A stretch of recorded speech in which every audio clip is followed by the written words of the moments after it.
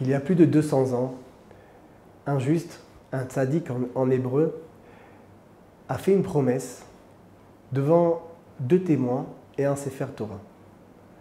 Il a promis que tout celui qui viendrait, après son départ de ce monde, sur sa tombe à Ouman en Ukraine, tout celui qui viendrait dire le Tikkun HaKlali et auparavant donner une pièce de tzaka pour l'élévation de son âme, dire le Tikkun HaKlali c'est les 10 psaumes que a trouvé Rabbi Nachman, c'est-à-dire 10 psaumes qui existaient, mais il a trouvé la combinaison, il a reçu d'Akadosh Baruch Hu ce cadeau d'une combinaison de 10 psaumes qui vont faire ensemble une réparation, quand on va les dire ensemble, une réparation extraordinaire dans le domaine de l'alliance. Celui qui va dire ce Tikkun HaKlali là-bas sur sa tombe, alors il s'engage. Il s'est engagé de le réparer, il s'est engagé de le sortir du plus profond des enfers. Alors c'est quoi l'enfer? L'enfer, c'est évidemment l'enfer dans le monde à venir qu'on espère pour personne. L'enfer, c'est l'endroit où des gens qui ont fauté vont passer un moment pas agréable. Mais en vérité, cette promesse-là, elle n'est pas pour après, elle est surtout pour éviter cet enfer. C'est-à-dire que dans ce monde-là, notre but, c'est de trouver Dieu. Dieu est caché, on doit le trouver, c'est pas facile, on doit faire teshuva, on doit revenir vers lui et on a besoin d'aide. Et Rabbi Nachman, il s'est engagé, il a dit, moi je vais non seulement te donner l'aide, mais je vais faire tout le nécessaire pour que ça aille droit au but. Évidemment, en respectant une chose qui est fondamentale. Dieu, il a créé ce monde pour le libre arbitre, c'est-à-dire que c'est pas parce que je vais à Ouman que je reviens et je fais un peu n'importe quoi, un peu ce que je veux, que ça y est, je vais être sauvé par Rabbi Nachman.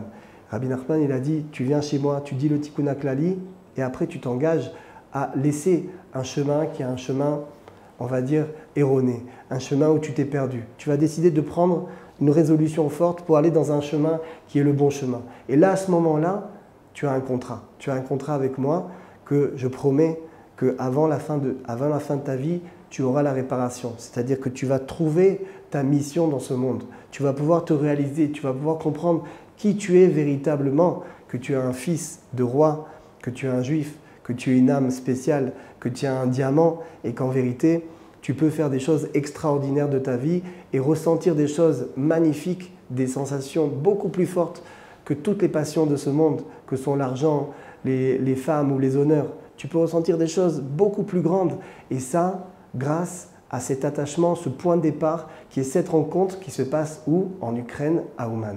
Alors évidemment, vous allez me dire, il y a beaucoup d'obstacles, c'est très dur d'aller à Ouman, c'est loin, c'est compliqué. En plus, en ce moment, on connaissait tous la situation, c'est sûr, il y a des obstacles inouïs. Mais rendez-vous compte, ces obstacles-là, ils sont là parce qu'on veut vous donner un cadeau. C'est tellement un cadeau de savoir qu'on va se retrouver là-bas et que quelqu'un va s'occuper de nous. Et ce n'est pas un coach que peut-être c'est un bon, peut-être c'est un pas bon. Là, c'est sûr que c'est un bon parce que les tzadikim, lui, il était très grand déjà de son vivant. Mais quand il est parti, comme tous les tzadikim, il est vivant, il est appelé vivant et il est encore plus grand. C'est-à-dire qu'aujourd'hui, on le voit, Rabbi Nachman, il a atteint un niveau tel que des milliers de personnes vont à Ouman. Et vous savez, on peut pas avoir les juifs, on ne peut pas les avoir. C'est-à-dire que ce n'est pas par hasard que les gens vont, reviennent, témoignent, retournent encore une fois. Pourquoi? Parce qu'ils voient que cette promesse, elle est émette, elle est vraie, elle se réalise concrètement. Ils voient qu'après 10 ans de ne pas avoir connu les joies du mariage, ils se sont mariés. Qu'après avoir des années de ne pas avoir eu d'enfant, d'un coup ils ont eu un enfant. De ne pas avoir ressenti ce que c'est l'harmonie du couple avec sa femme. Pendant des années, ils n'y croyaient plus et au bord du divorce, ils sont revenus et ils ont retrouvé une vie normale. Et le plus important, c'est qu'ils ont retrouvé le chemin de Dieu, ils ont retrouvé la connexion avec Akadosh Baruch Hu, ils ont retrouvé leur âme. Ils ont compris qu'ils sont une âme, ils ont compris qu'ils ont une vie spirituelle. Et ça, le point de départ, souvent, Baruch Hashem, ça se passe à Ouman, ça se passe en Ukraine. C'est comme ça, c'est là-bas que ça se passe. Évidemment, on reste 2 jours, 3 jours, on fait le Tikkun HaKlali et on revient. Et là, Rabbi Nachman, il a fait cette promesse. Évidemment, ce n'est pas une nouveauté de sortir des gens de l'enfer. David Améler, le roi David, il a fait avec son fils Absalom. il l'a sorti, en disant 7 fois son nom, il a sorti des 7 chambres de l'enfer. Donc David Ameller déjà l'a fait avec son fils. Rabbi Nachman, la nouveauté, c'est qu'il propose à tout le monde, à tout un chacun, chaque personne qui vient chez lui, il a le pouvoir de le sortir de l'enfer. Et l'enfer, évidemment, c'est ce monde-là. Ce n'est pas que ce monde est un enfer, mais certaines situations qui sont des situations de manque, où on n'a pas l'essentiel, c'est-à-dire le bonheur pour partager avec quelqu'un, l'argent minimum pour la subsistance, toutes sortes d'autres choses de manque qui peuvent représenter un enfer. Rabbi Nachman, il s'est engagé à nous sortir de cet enfer. Et c'est important aujourd'hui qu'on rappelle cette promesse, parce que c'est vrai qu'il y a des obstacles énormes pour aller à Ouman, pour aller chez Rabbi Nachman. Et je ne vais pas rentrer dans le débat, il y a une guerre, il n'y a pas une guerre. Je pense que le plus important, c'est que chacun il fasse le point avec lui-même, qu'il aille demander la halakha à un rave s'il a droit véritablement d'aller. Et il sera étonné de la réponse si ce rave-là, évidemment, n'est pas quelqu'un contre Rabbi Nachman et contre Ouman, si c'est quelqu'un qui voit la halakha comme il faut la voir, qu'évidemment, il y a beaucoup d'obstacles. Mais ces obstacles-là, Rabbi Nachman nous explique qu'ils sont que là pour notre désir, pour notre envie. Ça veut dire quoi? Ça veut dire qu'en fait, Dieu, il veut nous faire un cadeau. Il veut nous donner Ouman, il veut nous donner Rabbi Nachman, il veut nous donner cette possibilité de nous attacher à ce tzaddik-là et que ce tzaddik-là, cette promesse qu'il a fait, il l'accomplisse.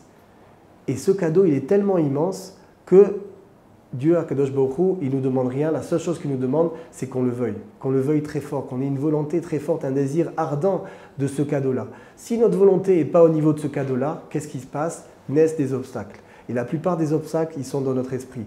À partir du moment où, face à ces obstacles, au lieu de se dire, bon, ben finalement, j'ai des obstacles, on ne veut pas de moi, on ne veut pas que j'aille là-bas, on ne veut pas que je me rende à Ouman, ce n'est pas pour moi cette chose-là, je me prends en main et je me dis non, mais c'est tellement grand, c'est tellement fort, j'ai entendu tellement de gens qui sont revenus, tellement de témoignages, c'est aussi pour moi cette promesse-là de Rabbi Nachman, et que je me mets à prier, je me mets à demander à Kadosh Baruch Hu, à pleurer, à le supplier d'y aller. Alors à ce moment-là, évidemment, ma volonté, mon envie est au niveau du cadeau et l'obstacle, il tombe, il s'évapore, quel qu'il soit, que ce soit notre épouse qui s'oppose, que ce soit l'argent qui n'est pas là, que ce soit toutes sortes autres d'obstacles qu'on peut connaître, qu'on peut voir aujourd'hui sur le terrain. Alors Bezrat Hashem, je vous souhaite que vous alliez très bientôt à Ouman. Ça peut être pendant l'année, pour la promesse, il n'y a aucun problème. Et évidemment, surtout à Rosh Hashanah, parce qu'on sait que Rabbi Nachman, avec Rosh Hashanah, c'est son cadeau. Il dit que Dieu il lui a donné comme cadeau Rosh Hashanah. Il a dit Ani Yodea Lasot Rosh Hashanah. Moi, je sais faire Rosh Hashanah. C'est-à-dire que ce tzaddik-là, il connaît les secrets, il sait comment ça marche Rosh Hashanah. Et évidemment, si on va à Rosh Hashanah et qu'on dit le Tikkun HaKlali, c'est-à-dire on accomplit cette promesse-là au moment le plus important de l'année, qui est là où tous les décrets de l'année vont être faits, vont être décidés, et avec une assemblée de milliers et de milliers de juifs qui sont là pour la gloire de Dieu, Berov Am Adrat Meler, c'est-à-dire qu'il y a tellement de juifs qui sont là pour des bonnes intentions, pour faire Teshuvah, et bien cet effet-là, ensemble, fait que, évidemment, le Tikkun HaKlali qu'on va faire sur la tombe de Rabbi Nachman va être d'une puissance exceptionnelle. Alors, Bezrat Hashem, je vous souhaite que tous les obstacles tombent dans votre cœur, dans votre esprit, et qu'on se retrouve très très bientôt, évidemment, pourquoi pas, à Ouman, à Rosh Hashanah, chez le Tzaddik.